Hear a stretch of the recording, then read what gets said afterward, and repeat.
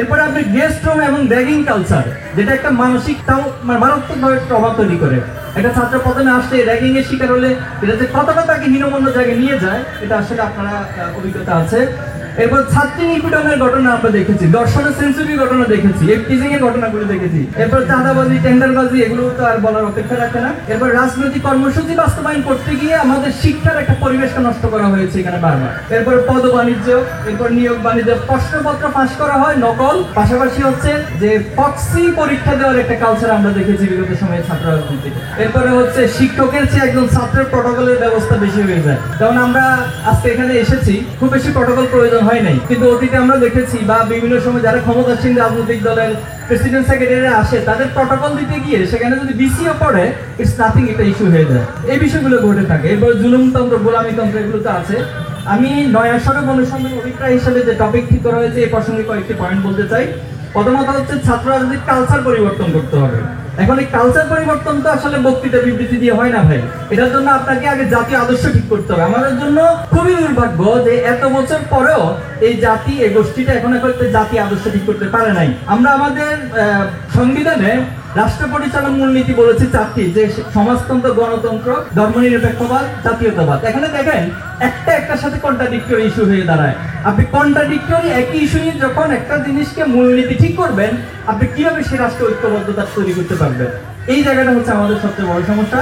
এই জন্য আমরা বলতে চাই, যেখানে আমাদের জাতি, আদর্শ, ইতিহাস এবং এই জাতিসত্তার যে মাটি, এই মাটিকে গবেষণা করতে হবে। এই মাটি আসলে কি চায়, সে আলোকে আমাদের একটা জাতি আদর্শ ঠিক করা, এবং সে আলোকে যদি আমরা শিক্ষা ব্যবস্থা প্রণয়ন করতে পারি, তাহলে আমাদের এই রাজনৈতিক কালচারের পরিবর্তন আমাদের মানসিকভাবে হবে। এরপরে সহিংসতা মুক্ত ক্যাম্পাস আমরা চাই।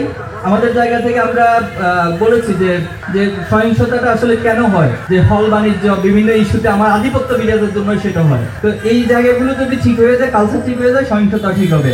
আমরা একটি বড় উল্লেখযোগ্য একটি প্রস্তাবনা দিতে চাই, যে ছাত্র শৃঙ্খলা বিধি নামক একটি নতুন ব্যবস্থাপনা প্রণয়ন করা প্রয়োজন। এই ছাত্র শৃঙ্খলা বিধিতে সকলে ইন্ডিভিজুয়ালি এবং কালেকটিভলি সেটা মেনে চলতে হবে, এবং এই ছাত্র শৃঙ্খলা বিধি গঠনের জন্য আমি মনে করি একটা ইনক্লুসিভ কমিটি হইতে পারে এবং কমিশন হতে পারে। দেন সকলে সেটা ঐক্যমতের ভিত্তিতে মেনে নেওয়ার মতো মানসিকতা প্রয়োজন হবে। এরপরের পয়েন্টে আমি যেটা বলবো, শিক্ষার্থীদের অধিকার সংরক্ষণ রিলেটেড রাজনীতি হইতে হবে। এখানে কোয়ালিটি এডুকেশনটা খুবই গুরুত্বপূর্ণ। এরপরে সবাইকে তার প্রাপ্য সুযোগটা অবশ্যই নিশ্চিত করতে হবে। আপনি অধিকার হচ্ছে আরেকজনের, সিটটা আরেকজনের, মেধার ভিত্তিতে হলে সিট বন্টন হবে। এবং সেখানে আরেকটা বড় বিষয় হচ্ছে আমাদের রাষ্ট্রের ওই ক্ষেত্রে খেয়াল রাখতে হবে যে আবাসিক যে বিশ্ববিদ্যালয়গুলো আমরা নতুন করতেছি, যাচ্ছে তাই করে ফেলতেছি, কিন্তু সেখানে যে কাঠামো প্রয়োজন, যে সুযোগ সুবিধা প্রয়োজন, সেটা দিচ্ছি না। এবং এই হলে সিট না, সিটের যে সংকট, এটাও কিন্তু ছাত্র রাজনীতির সংঘর্ষের একটা বড় কারণ। এই জন্য মেধার ভিত্তিতে হলে সিট প্রদান করা এবং হলের সুযোগ সুবিধা বৃদ্ধি করতে হবে। ফ্যাসিবাদ বিরোধী অবস্থানে সবাইকে ঐক্যবদ্ধ থাকতে হবে। এটা আমাদের একটি বড় দাবি, যে আপনি আপনার আদর্শ সবকিছু চর্চা করবেন, আপনার দলীয় সকল কিছু বাস্তবায়ন করেন, কোনো অসুবিধা নাই, কিন্তু যখন ফ্যাসিবাদের ইস্যু আসবে, তখন আপনাকে অবশ্যই ঐক্যবদ্ধভাবে সে জায়গাতে ভূমিকা রাখতে হবে। এরপরে মুক্ত চিন্তার সুযোগ সবার থাকতে হবে। আমরা ট্যাগিং এর রাজনীতি বন্ধের জন্য আহ্বান জানাবো। দেখবেন যে কেউ একজন ভালো কথা বলে, আপনার সে নামাজ পড়তো, সে ভারতের বিরুদ্ধে, আধিপত্য ভারতের বিরুদ্ধে কথা বলেছে, এজন্য তাকে শিবির ট্যাগ দেওয়া হয়েছে।